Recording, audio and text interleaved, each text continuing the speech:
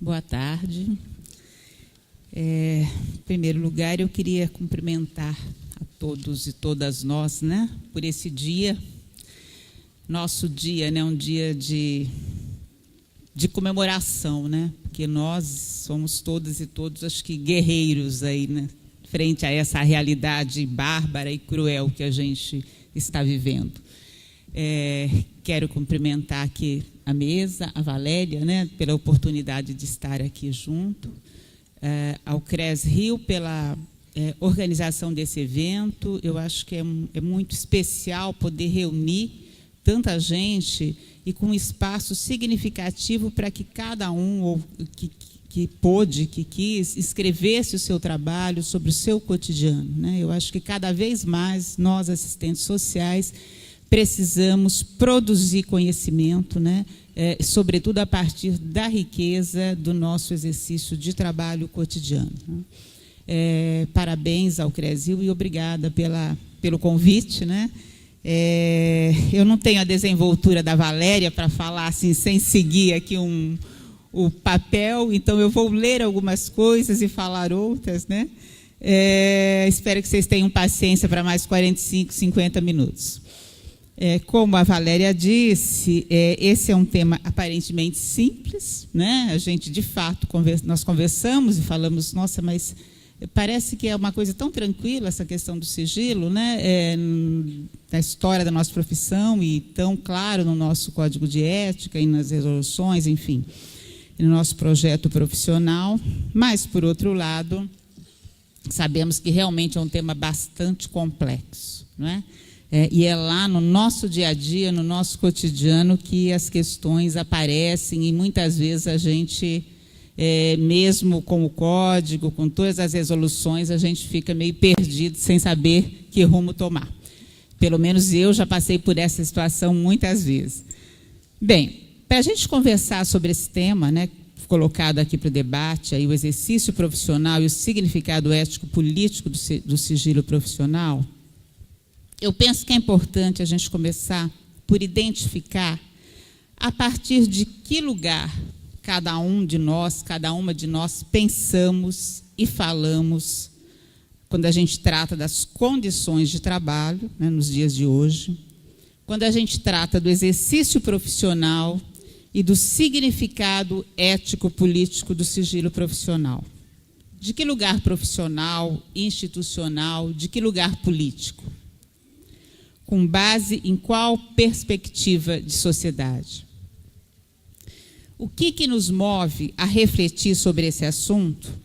Seriam as condições concretas, em termos de espaço físico e recursos materiais, do trabalho, do espaço, né, em que a gente trabalha? Seriam as relações interpessoais, interdisciplinares, interinstitucionais? As condições imediatas e as condições macrosociais que nos afetam diretamente, que afetam a população usuária dos serviços? Seria o domínio ou não das nossas competências? Enfim, como a questão do sigilo profissional se coloca no nosso dia a dia, no meu dia a dia de trabalho, né? O que entendemos, afinal de contas, por sigilo profissional? E qual a relação existente entre sigilo e condições de trabalho? Bom, como vocês podem ver, eu estou trazendo mais perguntas do que respostas, né?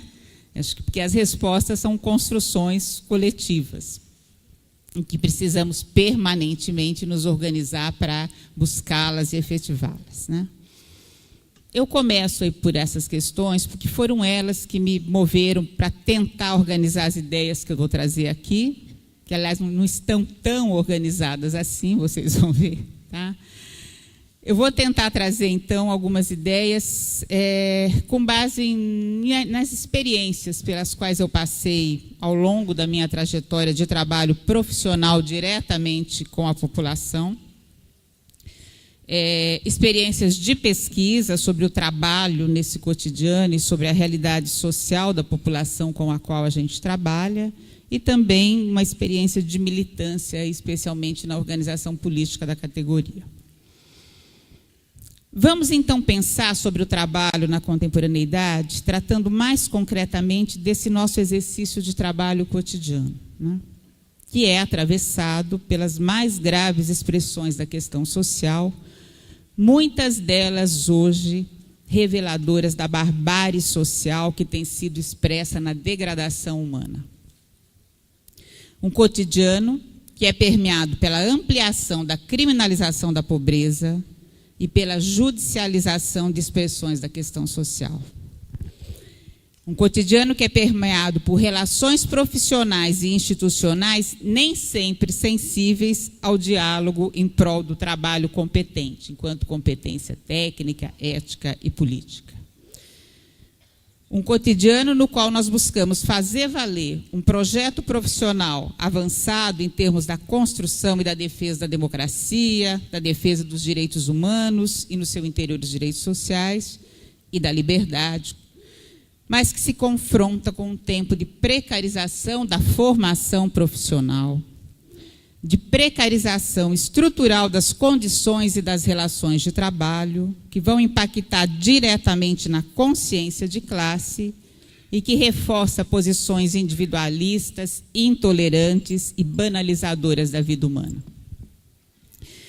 Como nos fala o Giovanni Alves, essa nova era de barbárie social, enquanto dimensão da barbárie histórica que se constitui como metabolismo social do capitalismo global e sua etapa de hipertrofia financeira, se compõe das crises decorrentes da precarização do homem que trabalha, crise da vida pessoal, crise da sociabilidade, crise de autorreferência humano-pessoal. Se trata, como ele nos diz, da nova condição histórica no interior da qual os homens e mulheres fazem a história. Mas, e é importante nós nos atentarmos para isso, não com um significado de colapso da história, mas, ao contrário, coloca a necessidade radical de fazer história. Uma realidade que nos impõe ainda mais a necessidade e a efetivação do compromisso de ir além da constatação e da indignação com a barbárie. E isso a começar pelo nosso exercício profissional cotidiano, lá na ponta do atendimento. Bem, eu não vou me alongar aqui na análise das questões mais amplas que condicionam e que determinam esse nosso exercício de trabalho, até porque as mesas de ontem e a fala da Valéria aqui hoje certamente o fizeram e com bastante propriedade. Mas eu tomo a barbárie social como síntese dessas questões para pensarmos e relacionarmos com questões concretas do nosso exercício profissional cotidiano. Afinal, quais são hoje as condições de trabalho nos espaços socioocupacionais que executam as políticas, a política de assistência social, de saúde, de habitação, de previdência social, que executam o trabalho na área sociojurídica, nos espaços de formação profissional, entre os tantos nos quais o assistente social atua? Como se coloca a questão do sigilo profissional nesses diferentes espaços? Em termos de espaço físico apropriado, de relações de respeito entre profissional e usuário, seja no contato direto, seja nos registros realizados com base em reuniões, entrevistas e outros instrumentos, por meio dos quais conhecemos e registramos informações e análises da realidade social dos indivíduos e grupos sociais com os quais trabalhamos. Geralmente, quando nos questionam sobre nossas condições de trabalho e no interior dela sobre a ética, né, e o sigilo profissional, as primeiras respostas que trazemos costumam ser sobre o espaço físico, salários, vínculos e contrato de trabalho, relações com chefias, gestores, recursos materiais, limite da rede social, ações emergenciais, pontuais e tantas outras. O predomínio das respostas diz respeito à precariedade, à falta, às dificuldades, enfim, aos limites colocados, e muitos deles em decorrência desse tempo de barbárie social que a gente está vivendo. Eu me formei em 1979, já faz tempo, né? Vocês veem como eu sou antiga.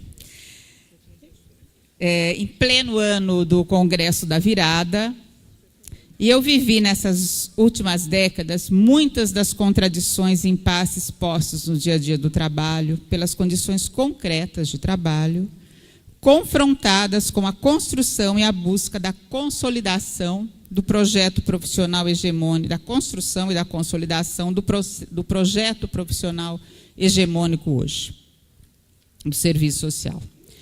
Nesse dia a dia de trabalho, foi possível constatar concretamente que as condições macrosocietárias, como é de conhecimento de todo mundo, né, essas condições macrosocietárias que o afetam, estão intrinsecamente articuladas com o movimento do cotidiano, ou são determinantes do processo de reprodução de relações que expõem nesse cotidiano tanto as possibilidades de ações em prol do acesso e efetivação de direitos, como as ações de controle social por parte do Estado, traduzidas pelo poder sobre a vida dos usuários de serviços sociais, um poder dado tanto pelo saber profissional, como pela natureza da instituição ou das instituições onde a gente trabalha.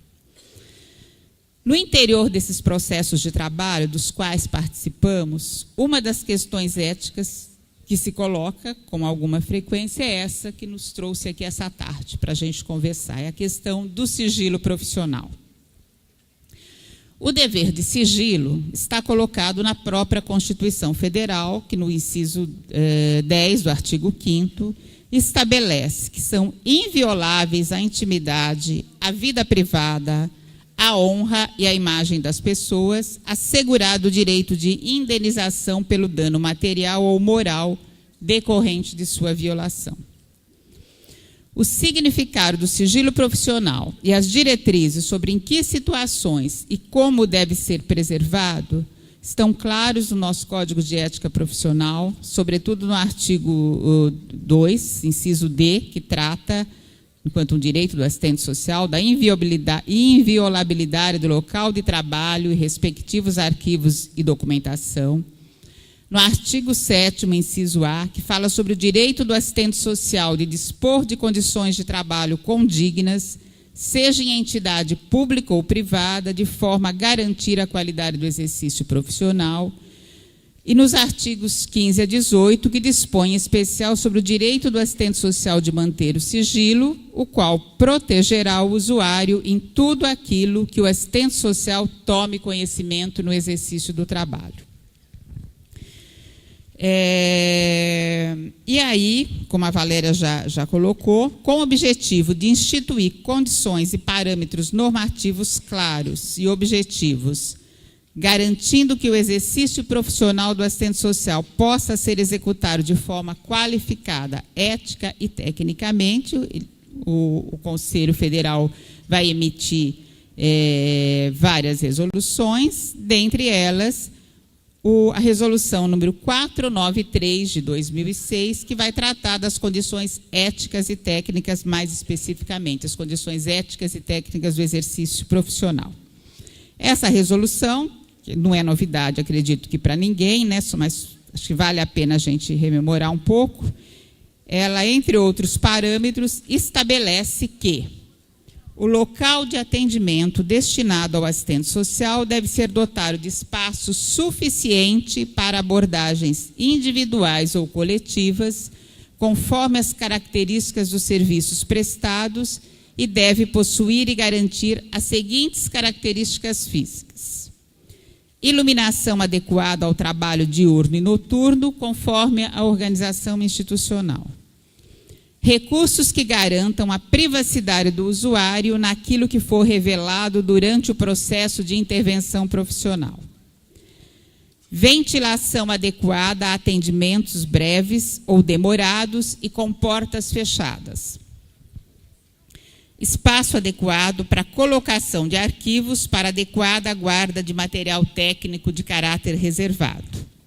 O artigo 3º vai dizer que o atendimento efetuado pelo assistente social deve ser feito com portas fechadas, de forma a garantir o sigilo. E o 4º Vai dizer do material técnico utilizado e produzido no atendimento é de caráter reservado, sendo seu uso e acesso restrito aos assistentes sociais. Bem, não vou ler a resolução inteira, mas trazer esses aspectos que eu penso que são centrais aqui para nosso debate. Essa resolução, a resolução 556 de 2009, que vai tratar dos procedimentos para efeitos de lacração, de material técnico e tantas outras, relacionam parâmetros, obviamente, inspirados no nosso projeto profissional, parâmetros para os quais precisamos permanecer atentos no nosso cotidiano de trabalho.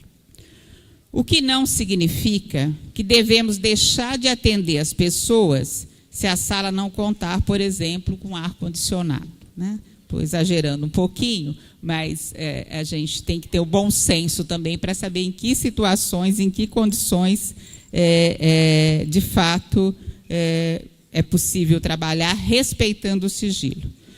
Mas também, e principalmente, esses parâmetros nos alertam que não podemos cair no extremo oposto, atendendo, entre aspas, de qualquer maneira, em qualquer condição, sob justificativa de que a resolução e os princípios ditados pelo nosso projeto profissional estão além da realidade possível nos espaços de trabalho, cada vez mais precarizados. E aqui nos é colocada concretamente a necessidade radical de fazer história, como nos falava Giovanni Alves.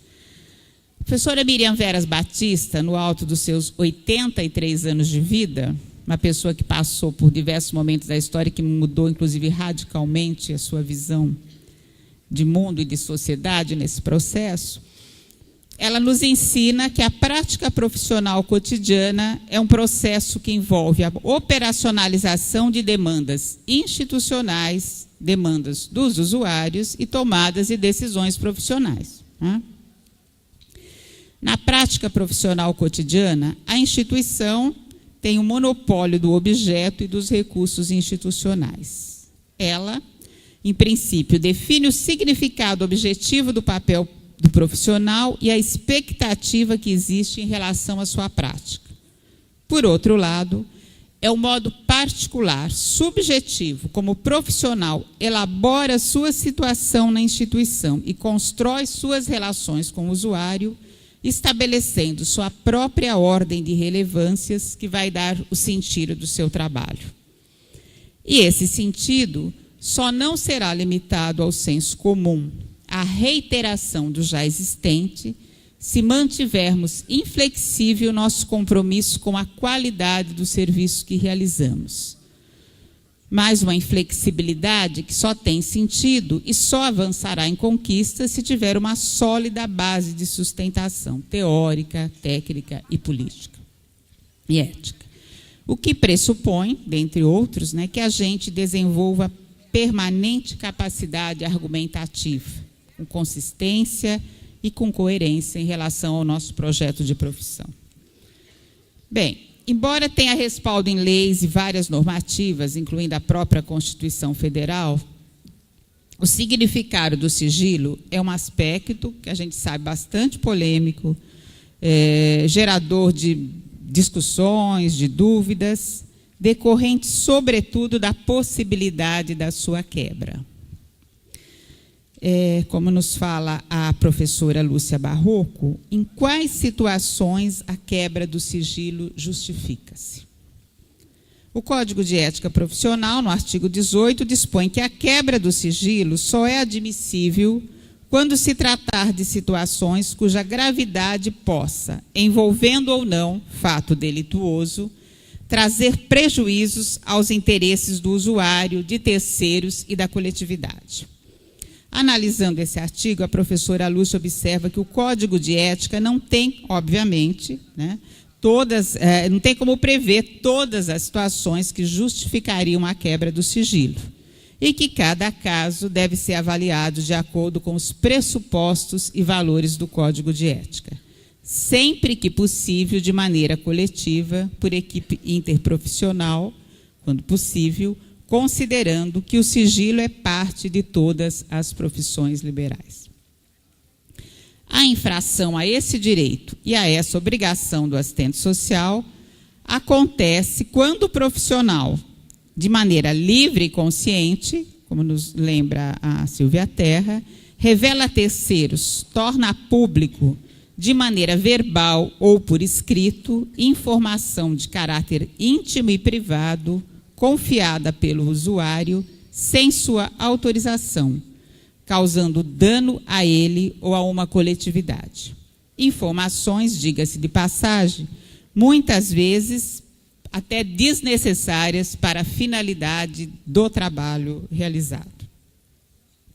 A gente poderia enumerar aqui casos em que o profissional comenta com o terceiro particularidades relativas à intimidade do usuário, aborda e registra informações com base no senso comum e de forma preconceituosa, é conivente com uma postura policialesca, muitas vezes demandada pela instituição em que atua, no sentido de realizar investigação sobre comportamentos privados, sobre higiene da residência, presente em algumas visitas domiciliares, quando essas são desvirtuadas da sua finalidade, quando critica atitudes do usuário com as quais não concorda do ponto de vista pessoal, quando interrompe o atendimento para atender celular ou alguma pessoa que adentra a sala sem autorização, indevidamente, quando elogia publicamente punições adotadas contra usuários autores de alguma infração, por exemplo. Pode parecer meio absurdo algumas coisas aqui, mas eu estou falando com base em situações concretas que eu conheci e acompanhei, inclusive pelo Conselho. Quando realiza abordagem com os usuários em espaços quase públicos, em que particularidades da vida privada deles são expostas a outros, sejam usuários ou não dos serviços.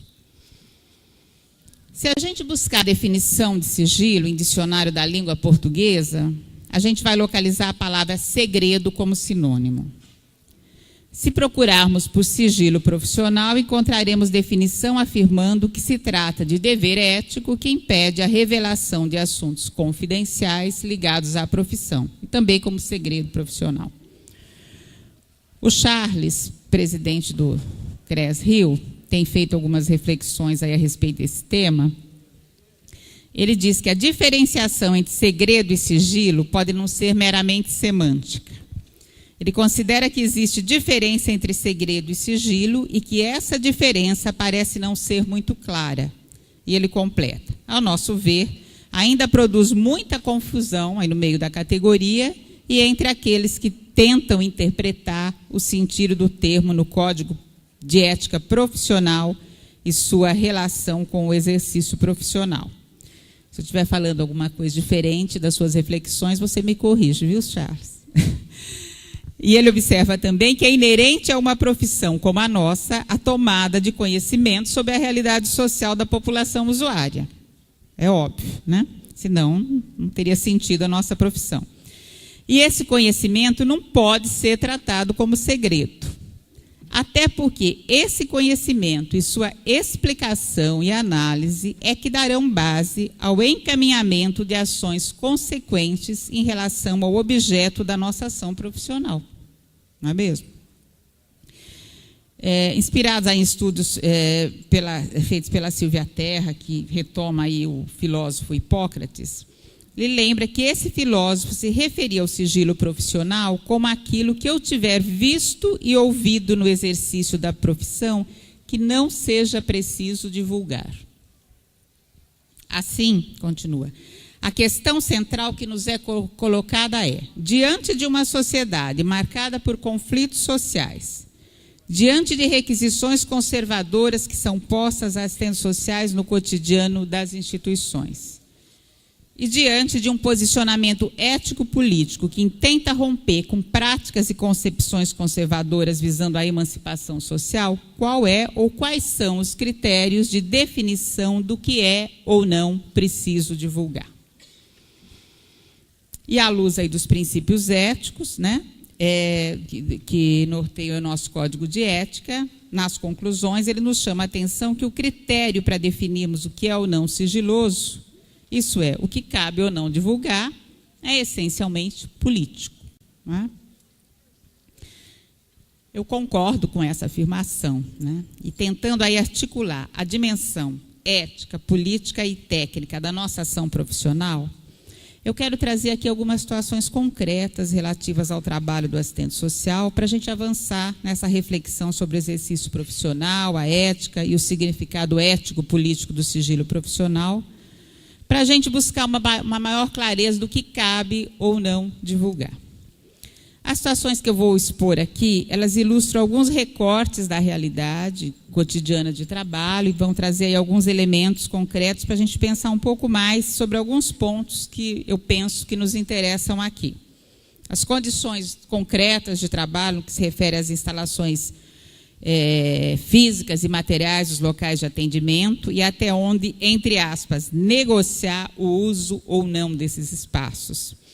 As possíveis e impossíveis interlocuções com outros atores institucionais, com diferentes visões de mundo e de sociedade, e como trazer, então, a realidade social dos indivíduos sociais com os quais trabalhamos no que é essencial para a garantia, para o acesso e garantia de direitos, sem corrermos no risco de contribuir com ações punitivas e controladoras direcionadas pelo pensamento conservador.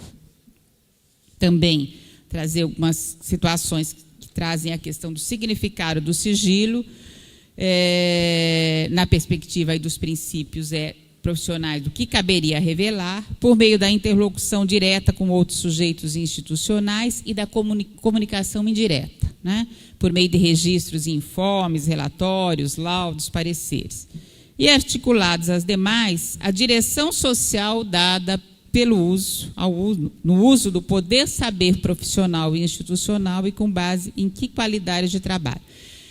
Eu vou mostrar 3 fotos, eu só vou pedir para ninguém registrar ou fotografar, porque eu não estou autorizada ainda a circular esse material para além desse espaço aqui, tá? Queria pedir para o pessoal técnico colocar o slide. Eu não sei se está dando para perceber aí. Essa é uma foto que se refere às instalações de um espaço de trabalho, que ensejou aí a mobilização de profissionais, assistentes sociais, psicólogos e outros, aí respaldados pelo Código de Ética do Assistente Social, do psicólogo, pela resolução do CFS 493, né, aquela que dispõe sobre as condições éticas e técnicas. Vocês vão ver aí, não sei se está dando para identificar, são 3 salas de atendimento. Aí nessa foto tem a entrada de 3 salas, entre aspas, de atendimento, com divisórias em PVC e, como vocês estão vendo, sem portas para fechar e com abertura na parte de cima. São salas de atendimento utilizadas até algum tempo atrás por assistentes sociais e psicólogos. Podia passar outro slide, por favor? Essa aí é uma destas salas, entre aspas, que vocês estão vendo aí, não são cestos de lixo. Quer dizer, são cestos de lixo, mas eles estão sendo usados aí como aparadores de goteiras, numa sala localizada no primeiro andar de um prédio de vários andares. Tinha goteira. O próximo, por favor. Isso é o teto que pega 2 das salas, entre aspas, com infiltração, exposição aí de fio elétrico, de fiação elétrica.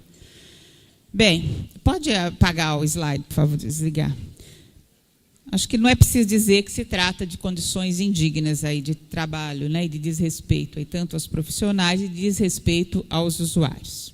Acho que além das péssimas instalações físicas, expondo as pessoas, inclusive, a riscos aí, né, concretos de insalubridade, periculosidade, não garante nenhuma privacidade nas abordagens com os usuários. Portanto, sem nenhuma possibilidade de garantia do sigilo profissional. O que leva, então, um assistente social, e não só assistente social, a aceitar ou a se submeter a trabalhar em instalações físicas como essas ou similares a essas, né? Acho que a Valéria elencou aí uma série de questões pelas quais a gente passa em razão da precarização do trabalho, mas eu penso que... Eu trouxe aí só para a gente pensar, não tenho grandes reflexões a respeito, acho que as reflexões estão sendo feitas aqui no conjunto, né? Será que o trabalhar em determinadas condições, acho que tem um limite, não é? Será que muitas vezes a alienação, né, da realidade, que a prática cotidiana está muito sujeita, às vezes não leva a gente a se submeter e a não questionar mais, né, nem essa bárbara situação, ou uma situação como essa que a gente está vendo aí, né? Nós temos resoluções, temos o Código de Ética, nós temos uma base legal para nos contrapor a isso. Esse caso aí ele já foi parcialmente resolvido com base na legislação, nas normativas, nos códigos de ética, tanto do serviço social como da psicologia, quando alguns profissionais se mobilizaram e decidiram levar em frente uma ação organizada para enfrentar essa situação. E não foi, assim, digamos, nenhum drama tão grande resolver isso, né? Porque existia uma base legal que sustentava essa possibilidade. Dependia da vontade também política dos profissionais se mobilizarem para enfrentar. Outro recorte, preciso correr aqui, né, que meu tempo está indo. Outro recorte que eu quero trazer para a gente pensar a ética e o sigilo refere-se ao depoimento sem dano. Nos últimos anos, a gente vem enfrentando cada vez mais pressões institucionais e políticas para o uso do trabalho do assistente social para a obtenção de provas testemunhais de crianças vítimas ou supostamente vítimas de abuso sexual, para a responsabilização penal do suposto abusador por meio do depoimento sem dano. E isso não apenas as equipes que atuam no judiciário. No caso de São Paulo, também equipes do CRAS e de outras organizações. Se eu, assistente social, permaneço... não sei se todo mundo conhece como é que funciona esse trabalho, se é que se pode chamar de trabalho, se eu, assistente social, permaneço com a criança em uma sala que é interligada por áudio e vídeo à sala de audiências, que é a característica do depoimento sem dano, e reproduzo a essa criança as inquirições transmitidas pelo feitas pelo juiz de direito, por meio de uma fala mais humanizada, conforme os defensores dessa metodologia alegam, juiz, promotor, defensor, etc., como se coloca a ética profissional e no seu interior o direito da criança e o meu dever de manter o sigilo daquilo que não caberia revelar ou não caberia divulgar. Isso considerando ainda que a criança, como um ser em desenvolvimento e sem autonomia para decisões, está muito sujeita a atitudes do poder autoritário sobre sua vida, que passa também pela perspectiva, às vezes, messiânica, não é? De salvadores da criança, por parte de profissionais das mais variadas áreas. Caberia, nesse caso, a gente se perguntar, afinal, qual é o papel que a gente deve assumir na proteção de direitos da criança e do adolescente vítimas de violência sexual? O que é um depoimento judicial e o que é a escuta profissional? O promotor de justiça Vanderlino Nogueira Neto, que acredito que vocês conheçam, muito apropriadamente nos alerta que depoimento ou inquirição judicial é uma coisa e escuta profissional é outra. A escuta judicial não existe para a categoria profissional, de assistentes sociais, psicólogos, pedagogos. Esta categoria faz escuta profissional. A sua atuação, a nossa atuação, não visa extrair a verdade processual dos fatos, o que cabe, obviamente, ao magistrado. A proteção integral à criança e ao adolescente envolve, dentre outros, condições e relações familiares, acesso a direitos fundamentais e sociais e, inclusive, o direito de serem ouvidos. Quando a gente integra equipes interdisciplinares que atuam em situações de violência, uma das nossas atribuições é ouvir a criança, ouvir seus familiares e outras pessoas que direta ou indiretamente estejam envolvidas com seus cuidados, com seu processo de socialização. Ouvir para conhecer e para estabelecer articulações com a rede de proteção, ou contribuir para provocar quando essa rede está ausente ou está inerte. Assim também, se for necessário, contribuir com a avaliação social, subsidiando o Poder Judiciário com vistas a ampliar suas possibilidades de conhecimento da realidade social vivida pelos sujeitos implicados na situação de violência, objetivando, obviamente, a proteção da criança. Se a gente for buscar a resolução sobre o sistema de garantia de direitos da criança e do adolescente, ela dispõe que esse sistema se estrutura a partir da articulação e integração em redes das instâncias públicas governamentais e da sociedade civil a partir de 3 eixos. 3 eixos estratégicos de ação na área dos direitos humanos. O eixo da defesa, o eixo da promoção e o eixo do controle de sua efetivação. O juiz de direito Alexandre Moraes Rosa, ele é de Santa Catarina, ao comentar esse modelo do sistema de garantia de direitos, ele diz que o juiz, nesse modelo, não ocupa papel de protagonista. A rede de proteção é formada por diversos órgãos e programas que se respeitam e dialogam entre si. A falta de cultura desse modelo é que é o problema, ele diz. Nessa perspectiva, o assistente social é mais um elo dessa rede, numa relação de horizontalidade, e não a serviço de produção de provas para a resolução penal, para a responsabilização penal, como se busca pelo depoimento sem dano convencional e os repaginados com outros nomes, né? Mas com a mesma finalidade. Nos processos de trabalho, nós, assistentes sociais, precisamos ter clareza da importância de dominar nossas competências e atribuições, com base nos princípios éticos. E a questão que nos envolve no depoimento sem dano é, sobretudo, ética.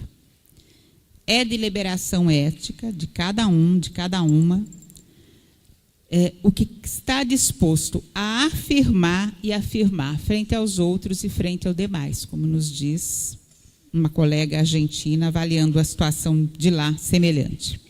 Portanto, a nossa ação, ou a violação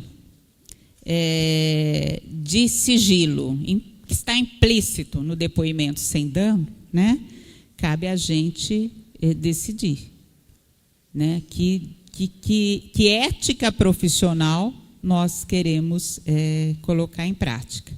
Trata-se, portanto, de um posicionamento ético e não técnico em relação aos limites e aos alcances da nossa intervenção. Um outro recorte que eu apresento aqui, meu tempo está acabando, vou tentar correr, viu, gente? Estou acabando. Um outro recorte que eu vou apresentar aqui está inserido num vídeo, não sei se vocês conhecem, ou já assistiram um vídeo chamado Princípio da Bagatela. Se não assistiram, joguem no Google. Vocês vão localizar, ou então eu posso passar por e-mail para o CRES, que ele é público, ele foi feito pelo Sesc TV, TV Cultura São Paulo, e foi divulgado, inclusive, pelo IBASE. Esse vídeo, ele discute o princípio da insignificância de alguns fatos tidos legalmente como ilícitos, que leva em conta que, embora esses fatos possam ser contrários ao direito, não deveriam ser considerados crimes. Para essa discussão, esse vídeo ele conta a história apresenta com entrevistas, testemunha, a história de 3 mulheres extremamente pobres que cumpriram pena de prisão devido ao furto ou suposto furto, porque uma delas isso nem chegou a ser comprovado, furto de uma bagatela, como queijo e shampoo, por exemplo. Apresenta também o vídeo opiniões de defensores, de um jurista, contrários a esse tipo de criminalização, e apresenta a opinião de um juiz de direito, portanto, a quem cabe a decisão, né, da privação de liberdade, a opinião de um juiz de direito da área criminal que é favorável à penalização. Eu vou falar brevemente aqui alguns trechos da fala deste juiz no vídeo. Eu não consegui copiar, senão a gente poderia até projetar aqui. Esse juiz que é favorável à penalização, mesmo por uma bagatela, mesmo por um suposto furto de um shampoo ou de um queijo, como foi o caso, ele diz o seguinte, abre aspas, hoje é uma gilete, amanhã um pedaço de carne. Você vai somando nos vários supermercados, nas várias lojas, isso ganha milhões. Por outro lado, se você não punir quem faz esse tipo de ação no seu dia a dia, ou ainda que seja por uma vez isolada, ele diz, você haverá de convir comigo o seguinte, todos nós estaremos legitimados a entrar em qualquer supermercado e a subtrair algo na faixa de 5 ou 10 reais. Ele disse, se você não punir, no caso, com pena de prisão. E continua. Nós gostamos de ter essa visão romanceada do criminoso, como se o criminoso fosse um coitado, como se o criminoso fosse alguém que a sociedade não deu oportunidades para ele. Longe disso, ele diz. Se fosse assim, todo pobre seria criminoso, segundo ele. E continuando, não são muitos casos que ele diz que não são muitos casos que se amoldam ao princípio da bagatela ou da insignificância. Sabonete, shampoo, gilete, gêneros alimentícios, mas não de primeira necessidade, segundo ele. Bolacha, queijo, postas de bacalhau. Tem umas coisas interessantes nesse aspecto, ele diz. Porque a pessoa não furta, via de regra, aquilo que você pode pensar que é uma necessidade premente para ela. Não, eu não vejo, pelo menos, como uma necessidade premente de alguém o uso de shampoo. E continua. Se eu mantenho alguém preso, e ele, juiz, falando, é porque eu entendo que aquela pessoa ou deve permanecer presa ou deve vir a ser presa. Se ela vai sair ou melhor, isso não é problema meu. Se ela vai sair melhor ou pior, isso não é problema meu. Ele termina a fala dessa maneira. Bem, por que eu quis destacar essa fala? Eu acho que ela pode... Estou acabando, viu, gente? Ela pode nos remeter a muitas reflexões, né? Inúmeras, poderíamos ficar aqui um dia inteiro debatendo isso. Mas, dentre elas, aqui identifico o viés de classe social presente em decisões judiciais. Mas a ideia de trazer essa fala aqui é para a gente pensar que na relação com outros profissionais no nosso dia a dia de trabalho, nós lidamos com pessoas com as mais diferentes formações e posicionamentos frente à realidade social. E aí a gente precisa redobrar o cuidado, não apenas em relação ao que pode e ao que cabe ser divulgado, mas, sobretudo, como essa divulgação será feita.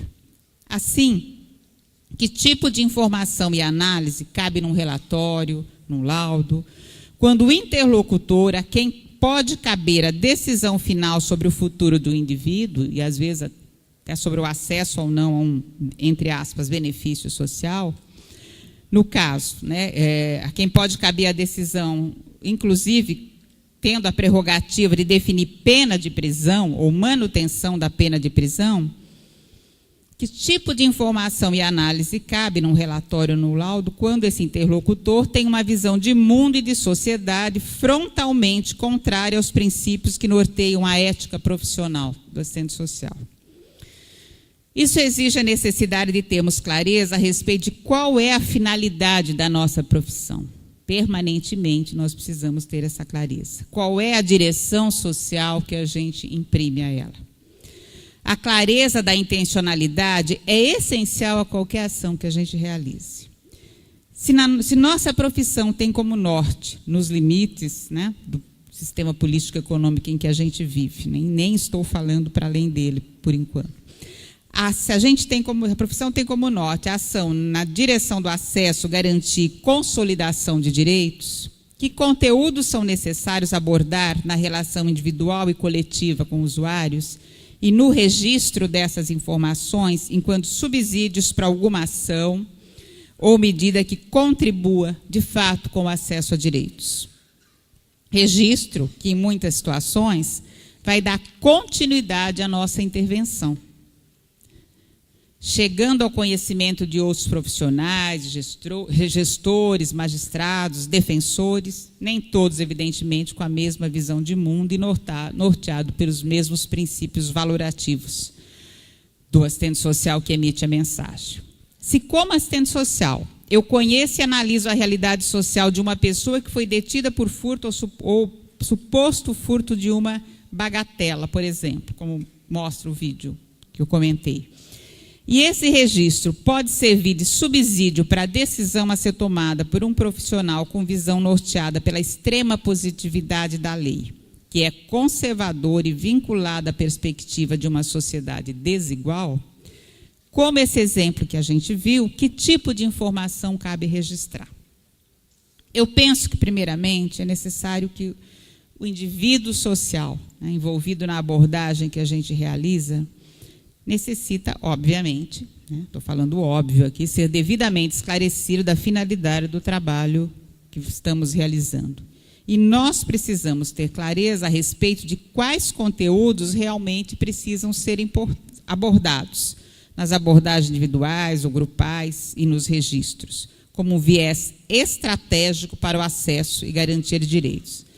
Lembrando que o desfecho de um caso desse tipo, obviamente, não depende tão somente de nós, assistentes sociais, mas que o nosso trabalho poderá ser fundamental, por exemplo, ao defensor, aquele sujeito, e a organizações políticas que atuem na defesa de direitos. Estou indo para o final, tá? Articulado a esses recortes que eu quis trazer aqui para nos ajudar a pensar o exercício profissional e o sigilo, eu quero destacar aqui um trecho de um depoimento de uma assistente social. Talvez alguém que me viu falar em algum outro lugar pode ter ouvido, porque eu já repeti isso mais de uma vez, mas eu faço questão, porque o depoimento é de 1950. Quer dizer, o depoimento foi dado em 94, mas a pessoa fala de um momento do trabalho ocorrido na década de 1950. É uma assistente social que deu um depoimento para mim sobre o início do serviço social no Judiciário Paulista.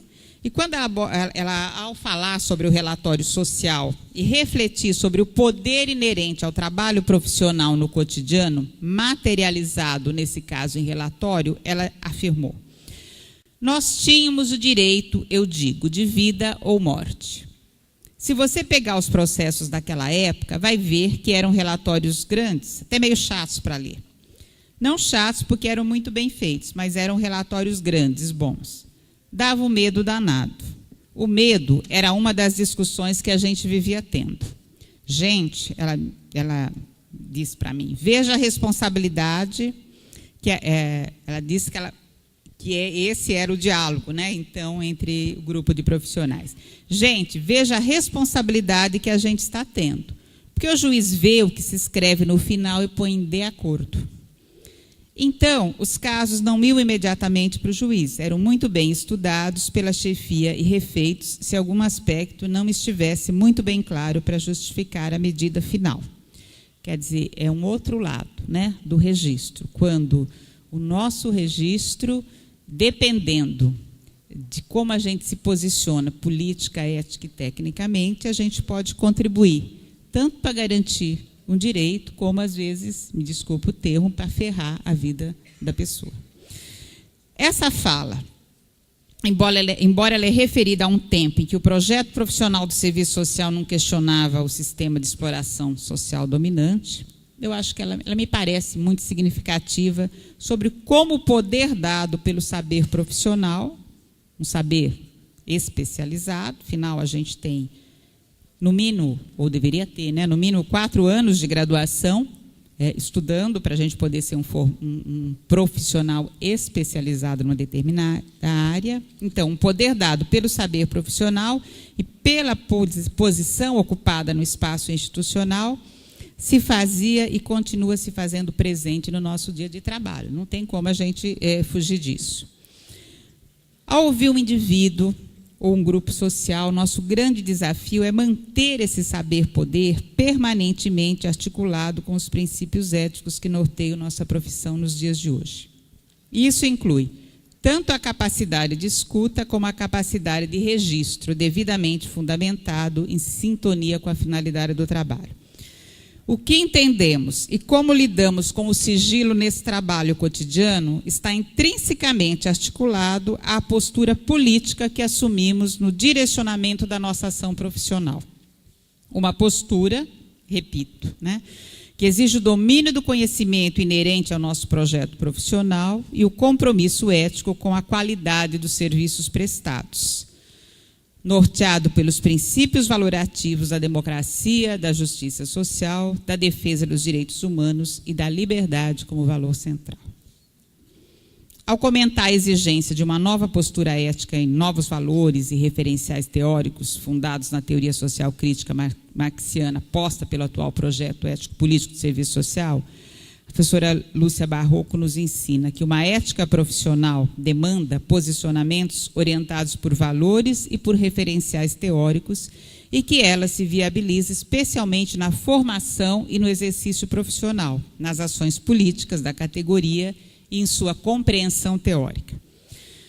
Para finalizar, então, com base aí nessa fala da Lúcia, o que nos motiva, essa afirmação dela, nos motiva a nos perguntar: os valores dispostos no Código de Ética Profissional estão sendo objetivados no nosso exercício profissional, incluindo como lidamos com o sigilo? Se estão, como isso vem se dando? Se não estão, que valores, então, estão sendo objetivados? Só mais algumas perguntas para a gente refletir juntos, que acho que tem muita coisa para a gente pensar a respeito, ao contrário do que a gente chegou a pensar inicialmente. Obrigada, gente. Boa tarde.